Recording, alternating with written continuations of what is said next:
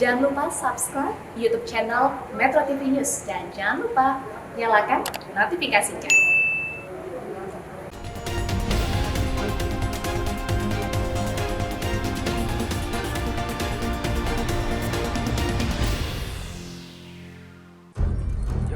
Ya Allah, Buri Allah. Allahu Akbar. Indonesia merupakan negara kepulauan yang berada di kawasan cincin api atau Ring of Fire, di mana resiko terjadi bencana alam sangat tinggi. Dengan kondisi alam yang seperti ini, sudah semestinya pemerintah siap siaga mengantisipasi datangnya bencana yang bisa terjadi kapan saja. Seperti erupsi Gunung Semeru di Kabupaten Lumajang, Jawa Timur yang terjadi pada 4 Desember 2021 lalu. Ini keluarga saya nggak bisa keluar di desa Surakoboan. Ini masih banyak saudara-saudara. Siapa yang menyangka guguran awan panas berdampak besar dan memporak-porandakan sejumlah desa yang tersebar di 2 kecamatan, yakni Candipuro dan Kecamatan Pronojiwo. Akibat letusan Semeru, puluhan korban jiwa meninggal dunia, ribuan warga terpaksa mengungsi, dan ribuan rumah serta fasilitas umum rusak berat. Bencana tentu tidak dapat dihindari, namun besaran dampaknya tentu dapat diantisipasi baik dari pemerintah maupun dari masyarakat. Setidaknya di Indonesia pada tahun 2020 kemarin ada 2.925 kejadian bencana yang terjadi dan didominasi oleh banjir sebanyak 1.065 kejadian. Sementara hingga awal Desember 2021 tercatat ada 2.796 kejadian bencana baik itu alam dan non-alam yang terjadi di Indonesia. Menjadi negara yang rawan terjadinya bencana, setidaknya ada 4 potensi bencana yang perlu diantisipasi oleh pihak pemerintah maupun oleh masyarakat. Yang pertama bencana hidrometeorologi 1, seperti kekeringan, kemudian hidrometeorologi 2, seperti banjir bandang, dan juga bencana non-alam. Sementara potensi keempat yang perlu diwaspadai adalah bencana vulkanologi dan juga geologi. Bencana yang keempat ini juga baru saja terjadi pada 4 Desember 2021 yang lalu ketika Gunung Semeru mengeluarkan awan panas guguran. Dampaknya lebih dari 2.500 rumah warga tertimbun material vulkanis dari Gunung Semeru. Mereka terpaksa harus direlokasi dan sesuai juga dengan permintaan dari masyarakat untuk ditempatkan ke lokasi yang lebih aman. Tidak hanya itu, tercatat ada 6.573 warga yang mengungsi di 126 posko pengungsian yang tersebar di Kabupaten Lumajang, Jawa Timur. Harapan demi harapan diberikan kepada masyarakat yang terdampak bencana, termasuk salah satunya masyarakat yang terdampak awan panas guguran Gunung Semeru ini. Mulai dari relokasi pengungsian, relokasi hunian tetap, hingga nantinya mereka akan dibangunkan kembali rumah yang berada di lokasi yang lebih aman. Jangan sampai janji-janji yang diberikan dan juga harapan-harapan yang diberikan pemerintah kepada masyarakat justru menjadi harapan palsu yang kembali menyakiti hati masyarakat yang telah terdampak bencana. Berkaca pada pola penanganan peristiwa bencana di wilayah lain di Indonesia, proses pemulihan rehabilitasi hingga relokasi warga pasca bencana menjadi begitu penting. Meski pola penanganan ini sebenarnya sudah diatur dalam Undang-Undang Nomor 24 Tahun 2007 tentang penanggulangan bencana, namun dalam prakteknya, aturan ini kerap kali hanya menjadi sebuah pedoman belaka. Pasalnya yang sudah-sudah, proses pemulihan pasca bencana terasa begitu lambat progresnya.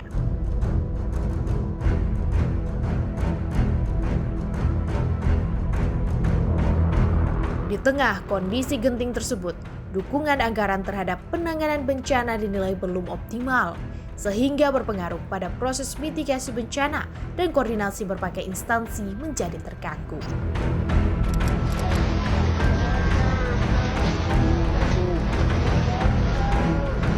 Bagaimana tidak, masih membekas dalam ingatan publik saat terjadinya peristiwa gempa bumi, disusul tsunami dan likuifaksi atau pergerakan tanah yang mengguncang Sulawesi Tengah 3 tahun silam. Lebih dari 4.000 orang meninggal dunia, 100.000 rumah rusak parah, dan tidak kurang 172.000 warga terpaksa mengungsi akibat bencana alam yang meluluh lantakkan tempat tinggal mereka. Kini, setelah 3 tahun berlalu, di tengah proses rehabilitasi dan konstruksi, yang selama ini diharapkan oleh para penyintas bencana agar mereka mendapat tempat tinggal layak tampaknya harus menelan kekecewaan. Setelah 3 tahun menunggu, keberadaan surat instruksi Presiden terkait percepatan proses rehabilitasi pembangunan pasca bencana di wilayah Sulawesi Tengah faktanya belum sesuai harapan. Pertanyaannya kemudian, bagaimana nasib ribuan pengungsi yang kini masih bertahan? Dan bagaimana pula progres pembangunan hunian tetap yang selama ini pemerintah janjikan? Inilah The Journalist. Gagap tanggap pasca bencana.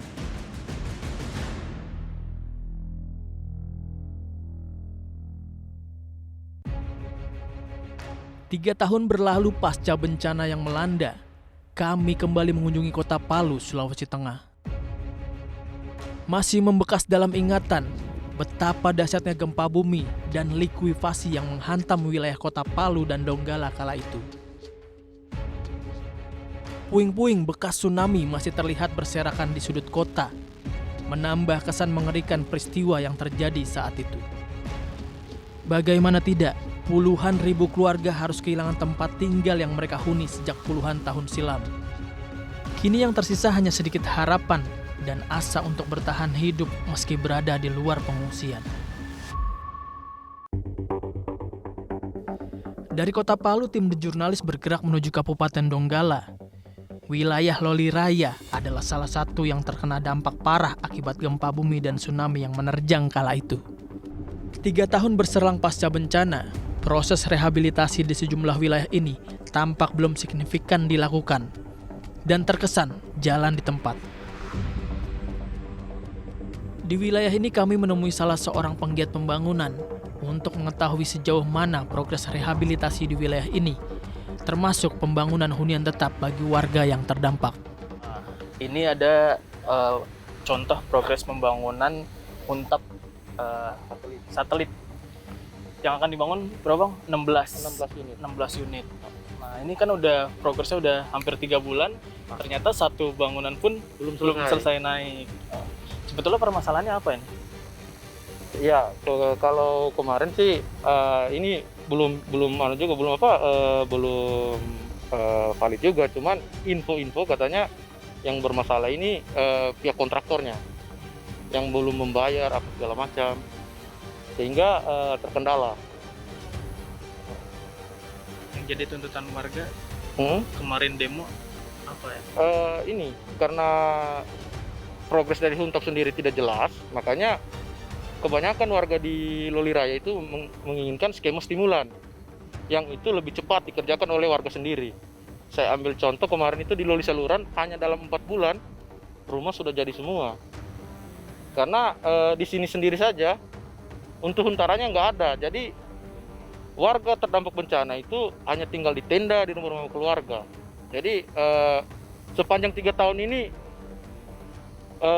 penderitaannya warga itu luar biasa, menunggu percepatan dari pembangunan Huntap.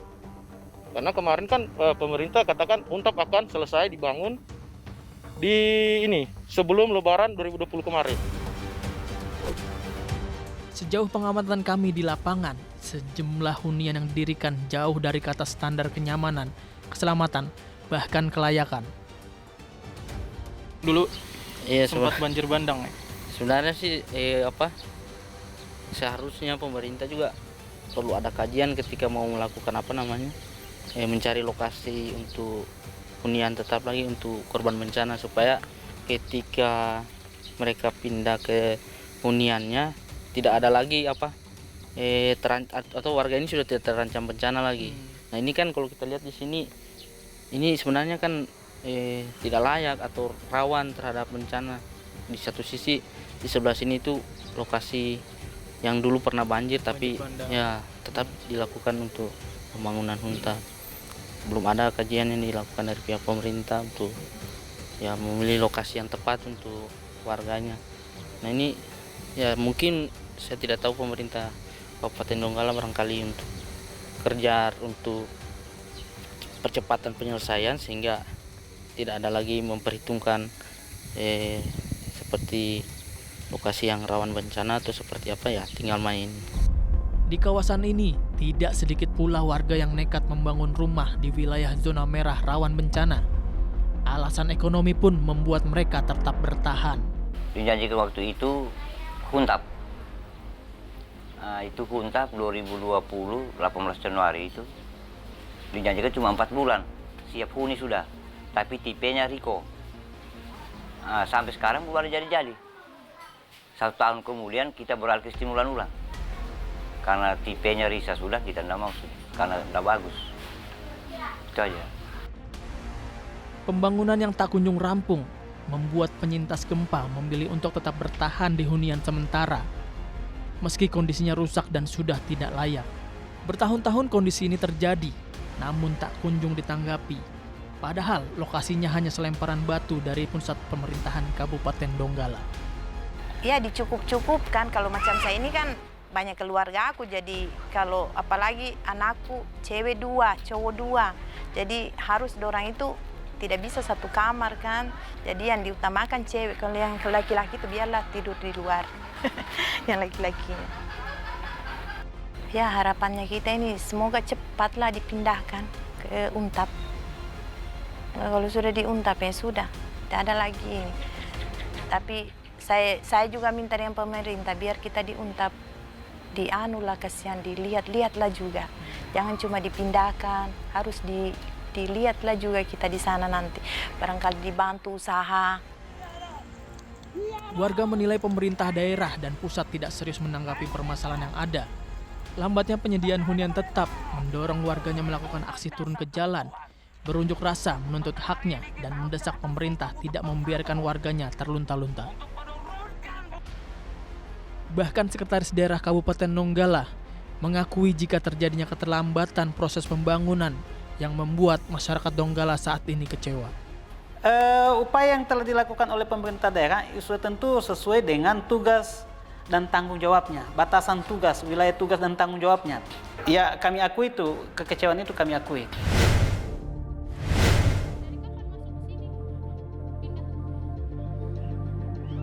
Air tidak ada, bantuan juga sudah tidak ada. Apalagi di sini kita kalau sudah di sini serba beli sudah, air dibeli.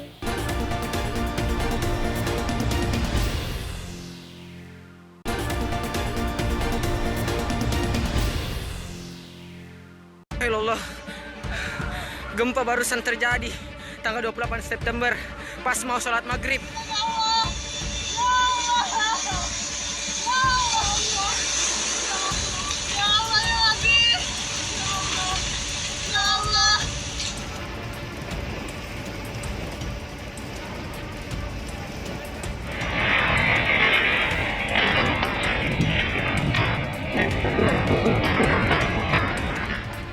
Gempa berkekuatan 7,4 skala Richter yang mengguncang Donggala dan Palu pada September 2018 lalu memicu terjadinya fenomena likuifaksi di beberapa wilayah di kota Palu. Yakni bergeraknya permukaan tanah sehingga menyebabkan puluhan ribu bangunan rumah rusak berat.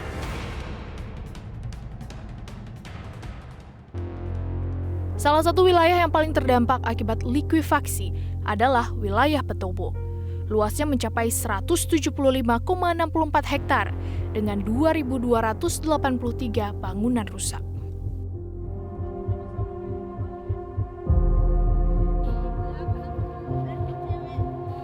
Tim jurnalis pun kemudian melihat langsung bagaimana kondisi warga yang terdampak dan saat ini mereka menjadi penyintas.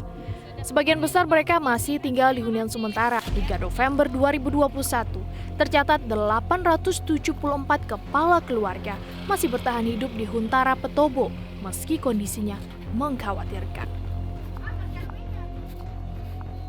Ibu,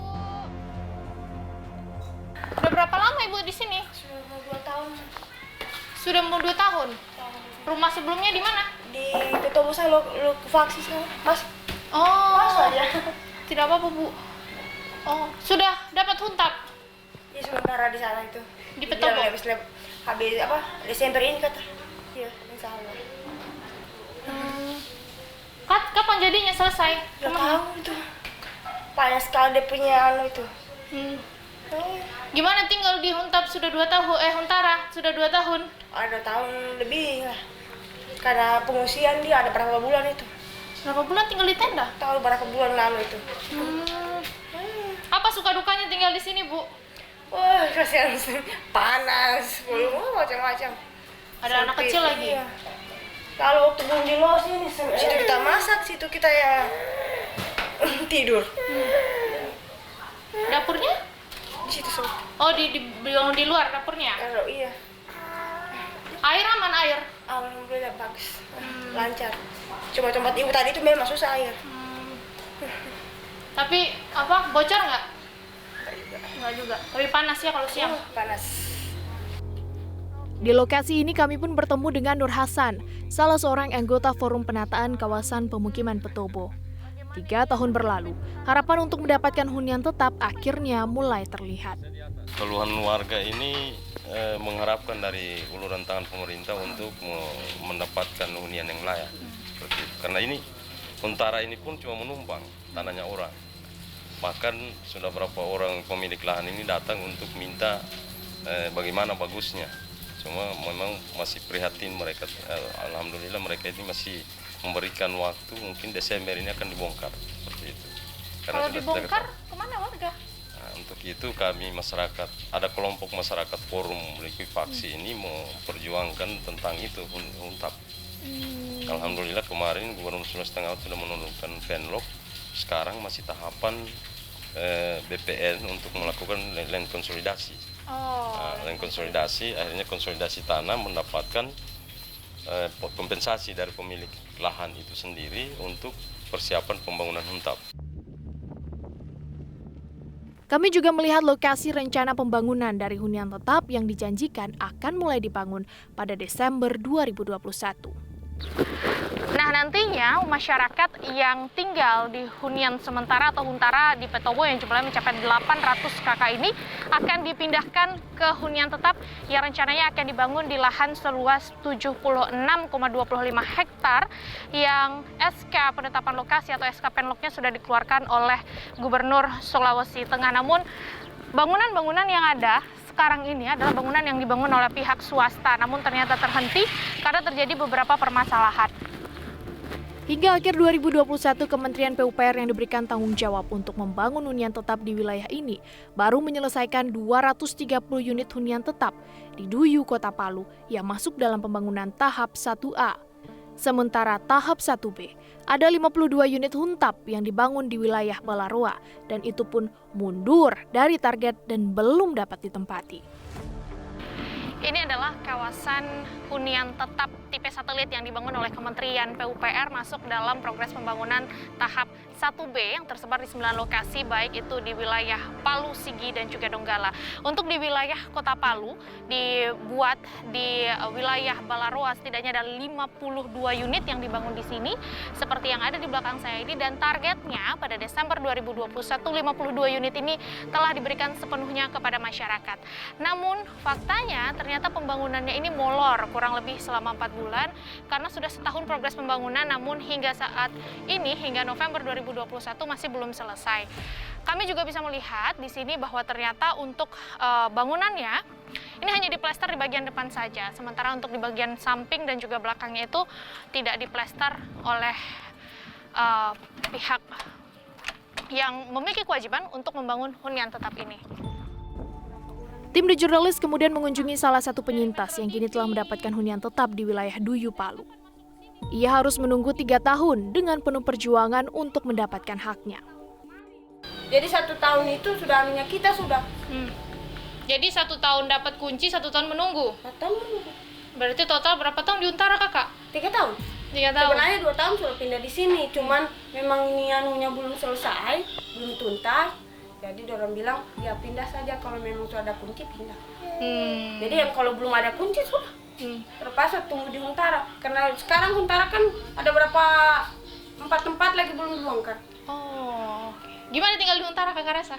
Oh, di sini nyaman, di sana luar biasa, tidak nyaman. 3 tahun di sana? 3 tahun. Air tidak ada, bantuan juga sudah tidak ada. Apalagi di sini kita kalau sudah di sini serba beli sudah. Air dibeli, pulsa listrik dibeli. kalau ada pekerjaan ke sini cuma jual kecil-kecilan saja. 1.000-2.000 didapat, itu yang diisikan pulsa.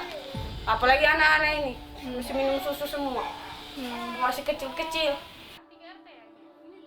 Permasalahan yang muncul terkait Huntap dan Huntara bagi para penyintas ini dinilai Celebes bergerak sebagai gambaran ketidakseriusan pemerintah daerah dalam menangani permasalahan yang muncul. Ini persoalan soal kemauan, jadi kemauan untuk bicara soal konflik lahan juga. Jadi di posisi di penyintas itu atau di warga itu juga ada beberapa konflik lahan, misalkan di wilayah Petobo, di wilayah Talise. Nah, pemerintah kota itu harus dengan sigap dan mengambil tindakan yang cepat terkait itu. Karena kalau dibiarkan, nah mereka masih menunggu di huntara-huntara. Di tahun ketiga ini, nah kalau kita lihat kan baru 3.000 lebih yang terbangun dari 11.000.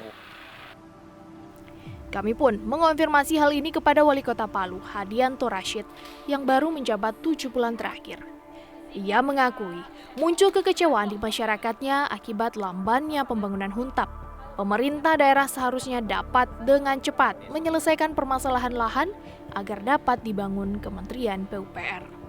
Jelas itu kita lakukan, ya cuma harus diketahui, difahami yang saya sampaikan tadi, bahwa pemerintah pusat sudah memprovide lahan.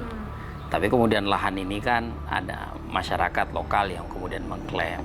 Nah, klaim-klaim ini yang harus diselesaikan, ya, yang harus dimediasi. Maka mediasinya itu salah satunya adalah land konsolidasi, ya, land konsolidasi.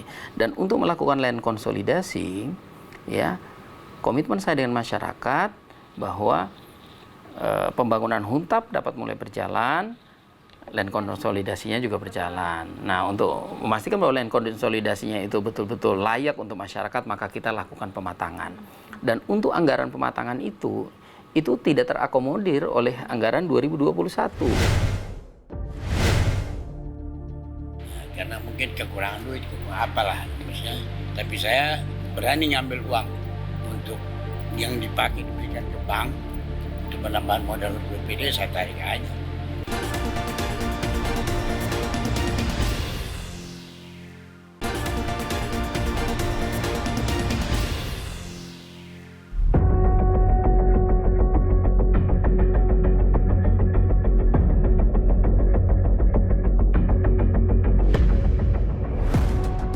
Mencari tahu persoalan lambannya pembangunan hunian tetap bagi para penyintas gempa di Sulawesi Tengah, tim The Jurnalis juga menemui Nur Laila, Sekjen SKP HAM, sebuah lembaga yang memonitoring pembangunan Huntap bagi para penyintas. SKP HAM melihat pembangunan Huntap bagi para penyintas justru jalan di tempat. Dengan lantang menyebut bahwa pembangunan Huntap berjalan merayap dan juga lambat. Iya. Apa bukti-bukti yang ditemukan oleh pihak dari SKP HAM, Mbak, sehingga berani menyatakan seperti itu? Iya, jadi pemerintah itu di awal setelah bencana kan mengeluarkan peraturan Gubernur nomor 10 tahun 2019 itu bahwa pembangunan rehab rekon ini termasuk di dalamnya pembangunan Huntap akan diselesaikan dalam 2,5 tahun. Sekarang bukan 2,5 tahun udah lewat kan, sekarang udah 3 tahun pasca bencana, tetapi dari janji pemerintah yang harusnya akan menyiapkan 8.788 unit bangunan itu, yang tersedia sekarang yang baru saja dibangun itu baru 630. Nah, itu artinya sisa yang belum dibangun ini akan kapan dibangun, sementara masa yang dijanjikan untuk penyelesaian itu udah lewat.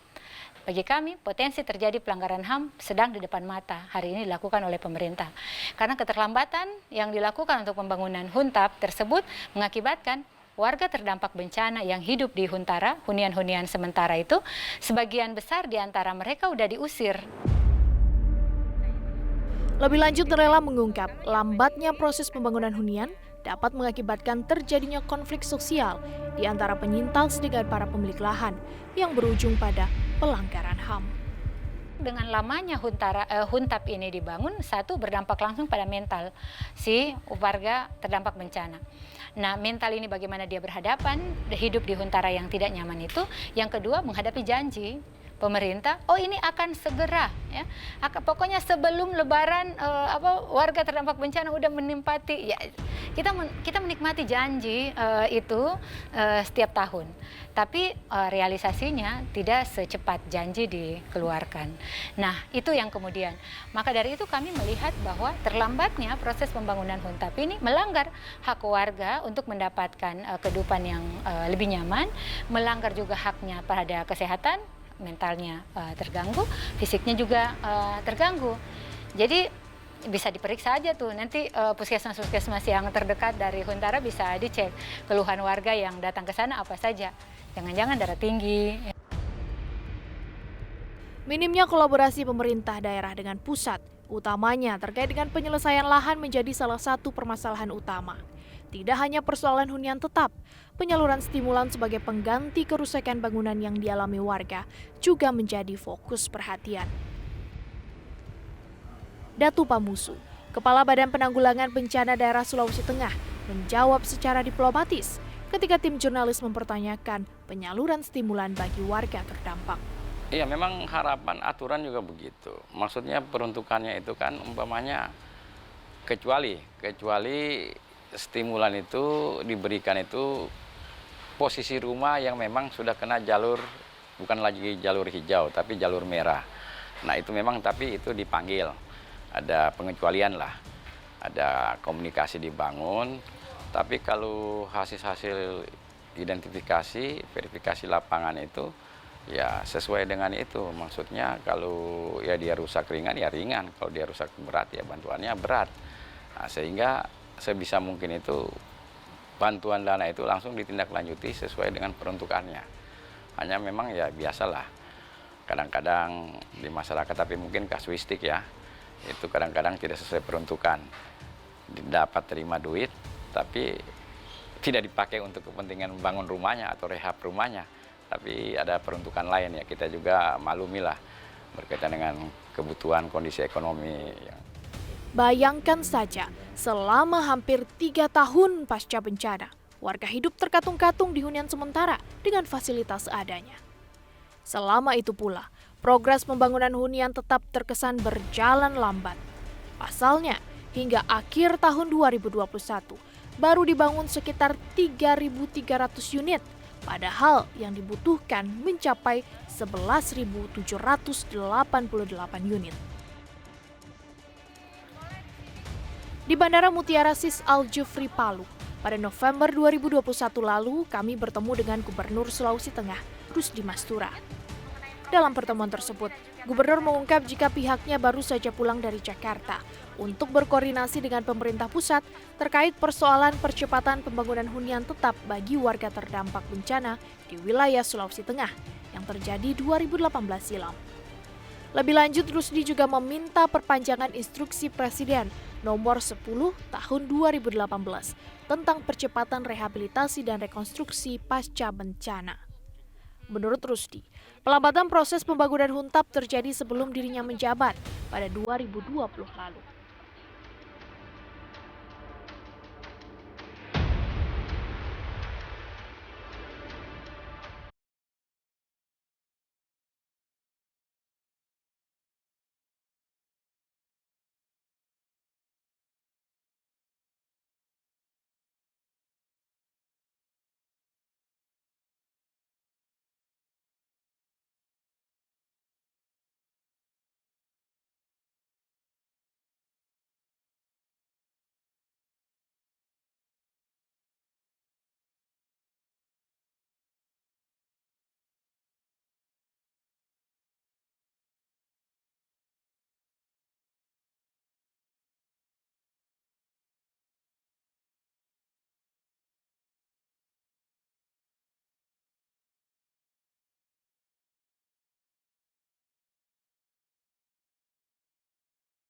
Jadi yang saya lakukan, sudah saya masuk.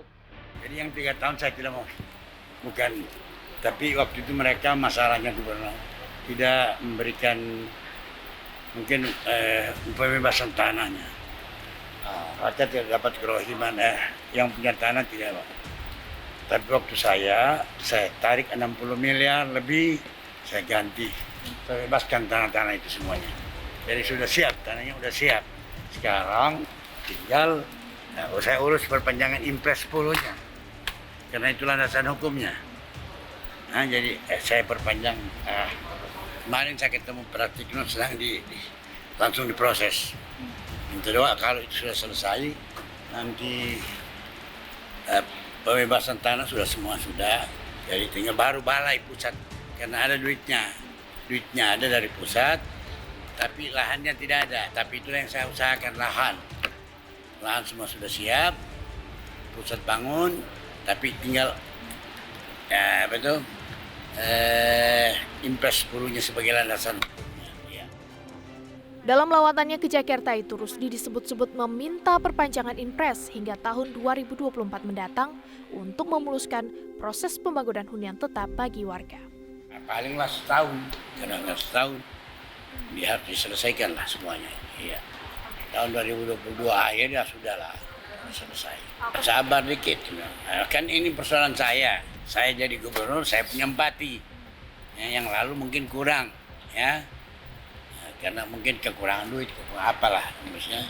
Tapi saya berani ngambil uang untuk yang dipakai diberikan ke bank untuk penambahan modal untuk BPD, saya tarik aja.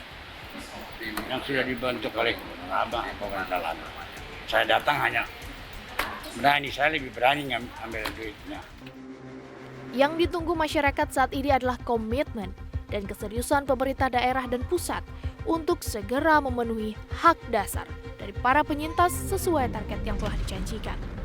Bukan cuci tangan, apalagi saling lempar tanggung jawab yang tak kunjung menyelesaikan permasalahan.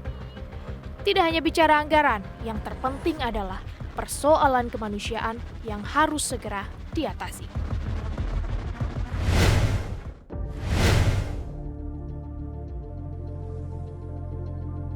Problem kita dalam penanganan bencana, saya lihat tuh kita masih fokus pada saat terjadi bencana.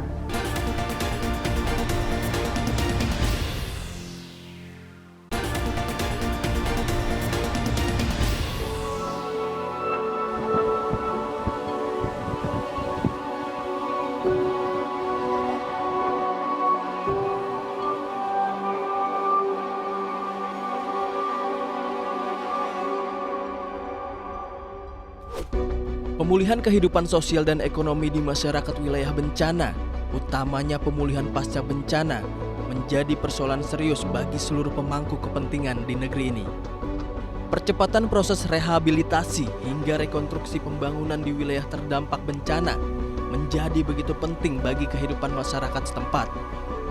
Namun apa yang terjadi selama ini, janji percepatan pemulihan yang sedang digadang-gadang selama ini hanya tegas di dalam aturan. Praktiknya justru berjalan begitu lambat. Kondisi ini pula yang dirasakan oleh masyarakat Palu dan Donggala. Meski luka dan duka mereka sudah mereda, namun hunian yang dijanjikan pemerintah kepada mereka jauh dari harapan. Hunian tetap yang seharusnya memberi kenyamanan, keamanan, dan perlindungan bagi warga justru dapat menimbulkan bencana baru bagi mereka. Pasalnya, kualitas fisik bangunannya dinilai jauh dari kata nyaman dan aman. Para pemangku kebijakan terkesan gagap dalam menghadapi pemulihan pasca bencana. Justru itu, saya katakan ya, yang di Donggala dan lain-lain ya, pemerintah daerah ini saya punya lahan di situ, gitu, kan ya. Terus kita duduk sama-sama. Ya ini daerah bahaya apa tidak gitu kan ya. Begitu yang di bawah Sutet dan lain-lainnya ya pasti nggak kami bangun ya. Kemudian yang daerah longsoran, yang rawan gitu ya, yang rawan longsoran, kami tidak bangun di situ. Kami tidak ingin masyarakat dipindahkan ke tempat yang berbahaya. Kalau tempat banjir ya kita kendalikan sungainya dan lain-lainnya ya. Kalau itu sih bisa kita kendalikan. Tapi tidak boleh kena tsunami ya, karena tsunami susah sekali kan ya mengenai hal tersebut ya. Jadi nggak serta-merta kita diberi lahan terus kita bangun, nggak, kita evaluasi juga. Tugas yang diberikan kepada Kementerian Pekerjaan Umum dan Perumahan Rakyat adalah build back better ya. Jadi kita harus membangun jauh lebih baik daripada sebelumnya. Siap. Ya. Pengamat keselamatan konstruksi Anas Zaini yang kami temui menilai pembangunan konstruksi di Indonesia harus sesuai standar keselamatan yang ada karena sudah diatur dalam undang-undang. Jadi kalau kita lihat undang-undang nomor yang terbaru nih, Undang-Undang nomor 2 tahun 2017 di pasal 59, sekarang kan ada payungnya Undang-Undang Cipta Kerja. Dan itu di PP 14 lagi yang terbaru di PU itu betul-betul yang namanya standar keteknikan itu harus dijamin. Itu di peraturan di PUPR sekarang begitu. Jadi Bukan hanya PUPR, sekarang ini berlaku untuk seluruh konstruksi di Indonesia. Jadi standar keteknikan, standar keselamatan. Nah, ini keselamatan kesehatan kerja. Berarti orang yang ada di dalamnya harus dijamin keselamatan dirinya maupun kesehatannya. Nah, artinya kalau kita bangun, walaupun bangunannya sederhana, bangunannya gedung ataupun tidak gedung, gitu ya, itu mestinya berpegang kepada undang-undang gedung tadi. 4 hal pilarnya. 1, standar keselamatan keteknikan, tekniknya dijamin selamat. Kedua, standar keselamatan ketenaga kerjaan, kesehatan, keselamatan kerja dan kesehatan kerja. Ketiga, keselamatan publik. Nah, masyarakat itu kan publik. Nah, yang terakhir keselamatan lingkungan. Nah, ini lingkungan ini dia harus mengkaji itu semua itu. Hingga saat ini, persoalan hunian tetap bagi masyarakat terdampak bencana, gempa bumi dan likuifasi di Palu dan Donggala menjadi pekerjaan rumah yang harus segera diselesaikan. Diah Pitaloka, anggota Komisi 8 DPR RI ini melihat jika persoalan ini berlarut-larut dibiarkan justru menimbulkan masalah baru di masyarakat. Tentunya dapat mengganggu progres pemulihan pasca bencana di wilayah ini. Problem kita dalam penanganan bencana, saya lihat tuh kita masih fokus pada saat terjadi bencana. Nah, kalau setelah bencana, nah ini kan bicaranya pengawasan ya, pengawasan pengerjaan, karena recovery, rehabilitasi rekonstruksi ya kalau di BNPB ini bahasanya, itu memang juga satu tahapan yang menurut saya harus menjadi pertimbangan dalam proses penanggulangan bencana. Nah ini yang kadang kita miss gitu loh, kita lupa gitu. Jadi begitu selesai bencana, bantuan, janji-janji akan bantuan hunian gitu kan, atau hunian sementara, hunian tetap, lalu setelah itu hilang gitu loh.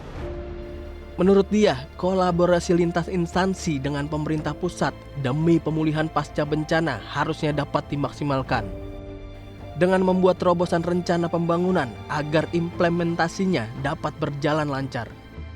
Dan tentu kita berharap ini Palu segera bukan hanya diinisiasi, sekarang udah harus lebih diimplementasikan gitu. Karena masyarakat pasti sudah punya problem-problem kehidupan dasarnya gitu. Seperti misalnya air, sanitasi misalnya, terus kualitas bangunan yang misalnya atapnya udah bocor gitu kan, dan menurut saya ini sudah tidak juga tidak layak lah ya sebagai hunian lagi. Nah ini selain di Palu mungkin juga daerah-daerah lain kayak misalnya Lombok atau di Sulawesi gitu ya, saya harap ini juga jadi perhatian bagi kementerian-kementerian terkait untuk jangan kameranya itu on the spotnya pada saat bencana semua rame-rame gitu kan, setelah itu selesai semua tiba-tiba nggak ada lagi yang di lapangan. Menindaklanjuti instruksi Presiden nomor 10 tahun 2008 tentang percepatan rehabilitasi dan rekonstruksi pasca bencana, gempa bumi dan tsunami di Sulawesi Tengah. Tim The Jurnalis menanyakan persoalan ini kepada Aris Setiadi, Kepala Satgas Penanggulangan Bencana Sulawesi Tengah, Kementerian Pekerjaan Umum dan Perumahan Rakyat. Menurut Ari, persoalan lokasi lahan yang berada di zona merah bencana serta adanya saling klaim kepemilikan tanah yang membuat progres pembangunan hunian tetap di wilayah ini semakin terhambat. BPN. Satu, kita tadi menggunakan HGU. Ya. Ternyata di penlog tersebut, ya, di HGU tersebut banyak terjadi klaim-klaim dari masyarakat. Ya, yang ini menjadi kesulitan kita. Kalau kita lihat ya progresnya, pada saat itu tahun 2018 kita hitung kira-kira ada 11.788 warga terdampak yang harus direlokasi. Hingga November 2021, ya, di sini pemerintah daerah sudah menentukan SK karena ada diverifikasi dan lain-lainnya, ada 9.825 ya, jumlah tersebut. Kemudian atas arahan Bapak Wapres pada saat itu ya, Bapak Yusuf Kalla, Kementerian Pekerjaan Umum dan Perumahan Rakyat ini dari 11.000 ya, diharapkan ya bisa juga menggalang ya itu namanya organisasi non pemerintah untuk ikut berpartisipasi juga. Ya.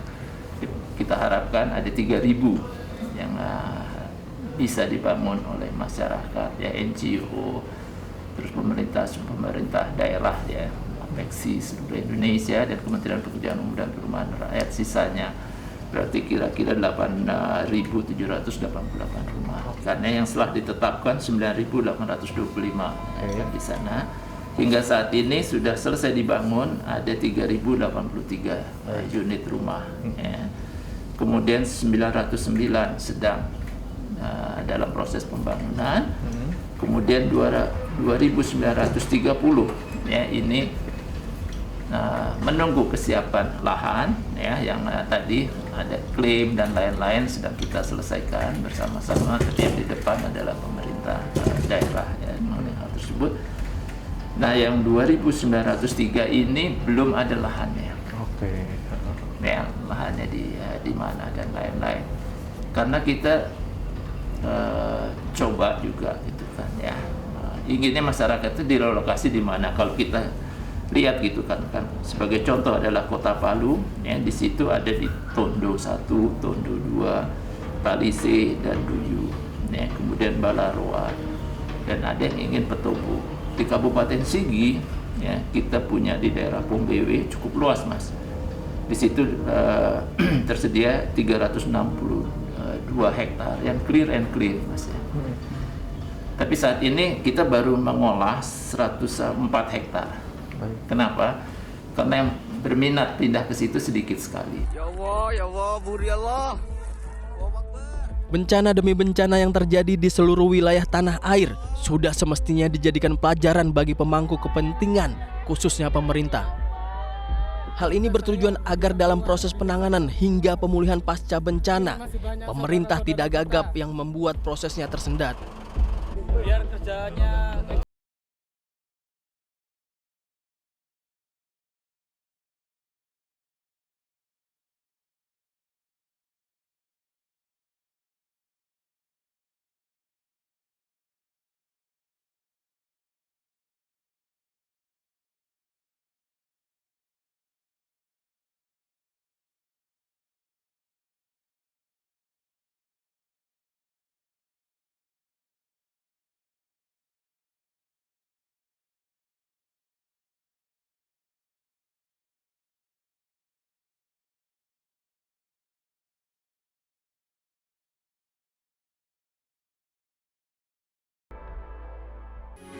Metro TV,